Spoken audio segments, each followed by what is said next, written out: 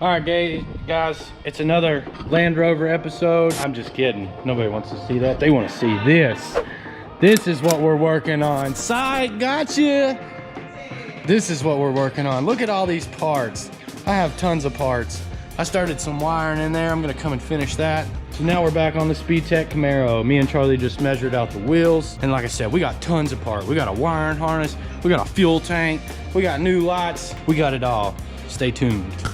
Okay, we want to give a shout out to our future sponsors. They don't know it yet, but they're gonna love us. We love their parts. So we're gonna show you what we're using. We've got some Vibrant Performance. We love these guys. We're working with them with one of our little deals we got going. Rocking a low car shifter, Fragola. We use a ton of Fragola parts. What else? We got a little American Auto wire. That's what's gonna be supplying the juice to the Camaro. Also some Dakota Digital factory style gauges.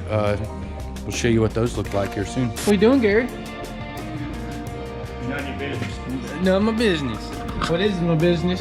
This is what's going on with this Camaro. Look at here. I got the BoomMat done. Mostly.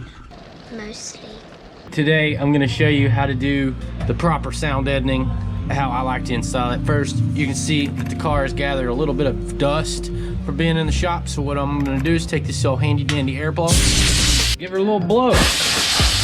After that, we have some wax and grease remover. What I like to do is just kind of give her a little squirt and just give her a little wipe down, you know, get rid of any Put a little oil around there, just like Bobby intercepts. It's like it go boom, boom, just like that.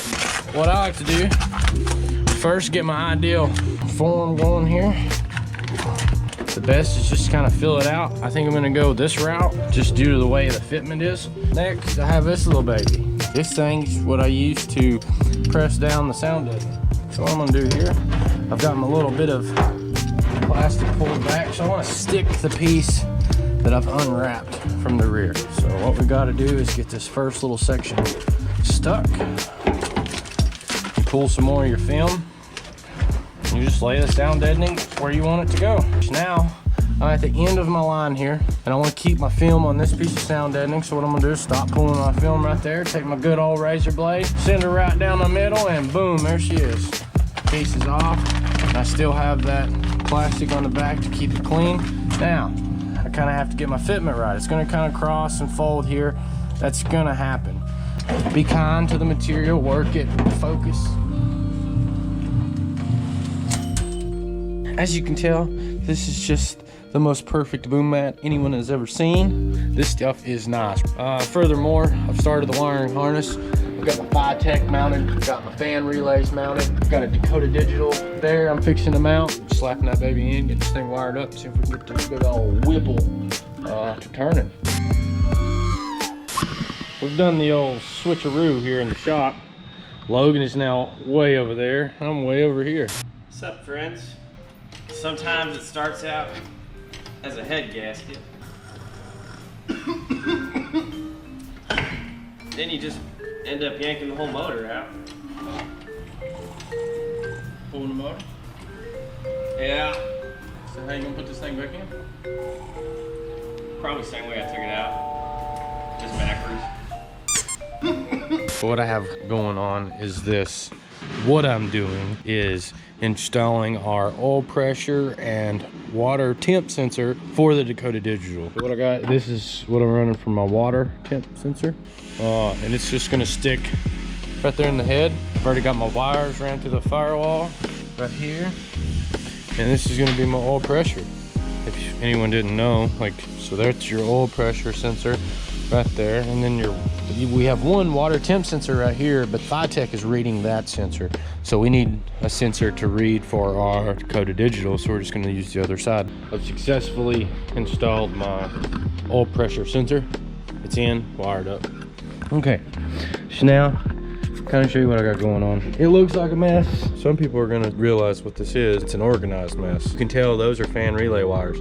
And in that, if you take all this wire loose, that bundle is its own separate. I don't run all my wires to just together. They all stay in their own strands. So that's its own strand. And you can see it, all of it's right here. So you can kind of tell it has certain things that breaks off. But if you were to clip those, This comes out as its own strand. I have it zip tied to see where those are separate. Also my Dakota Digital, I like to kind of keep it looking fresh and like it's meant to be. I mean, look at that. And then also for the wires that we don't use, got a little wire I've cut. I got a cap around here somewhere. Give me a piece of heat shrink. I'll take the heat shrink and I'll stick her on there and heat her. And then I pinch the end like that right there. Just give her a good little pinch. And what that does is allows you to keep the wire there, but also secure it from, you know, arcing out on something or grounding out. So that's where I'm at with that. This plugs right into the dash. This goes to the steering column.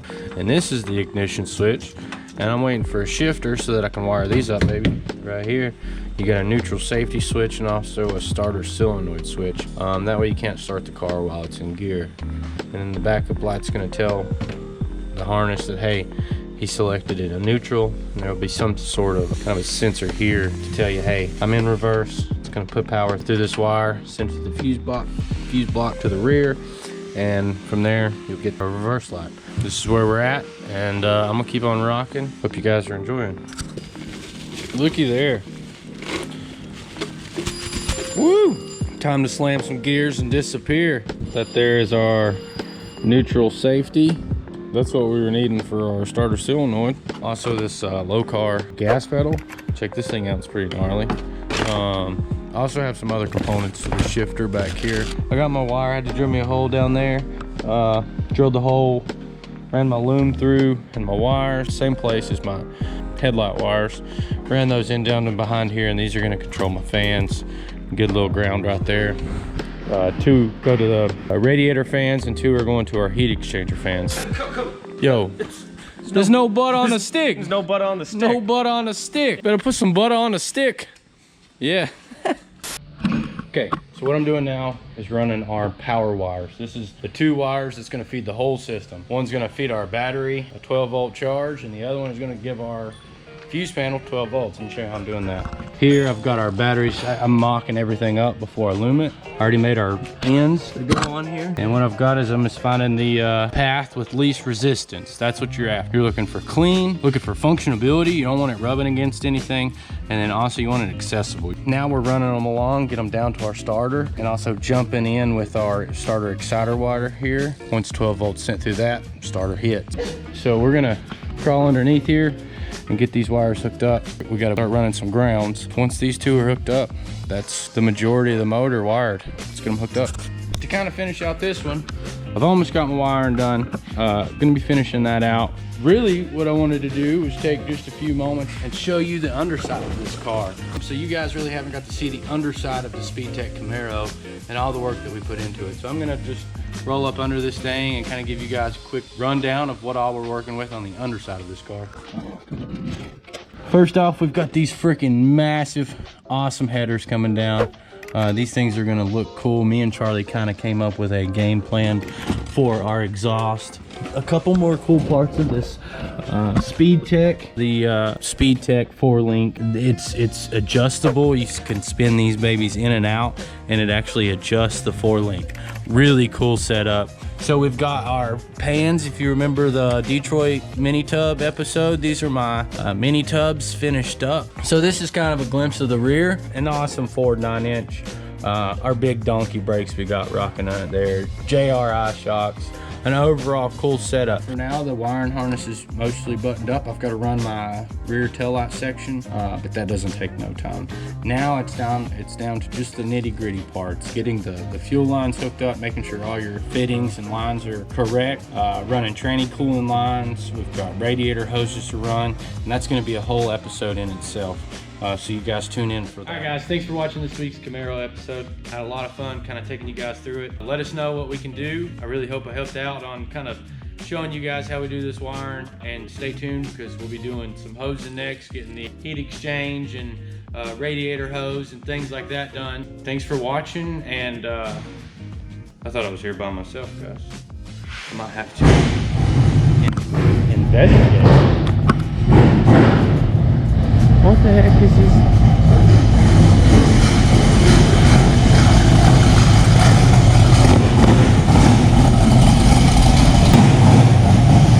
Yo, wait, oh, yeah, what up? What are you doing? Driving, build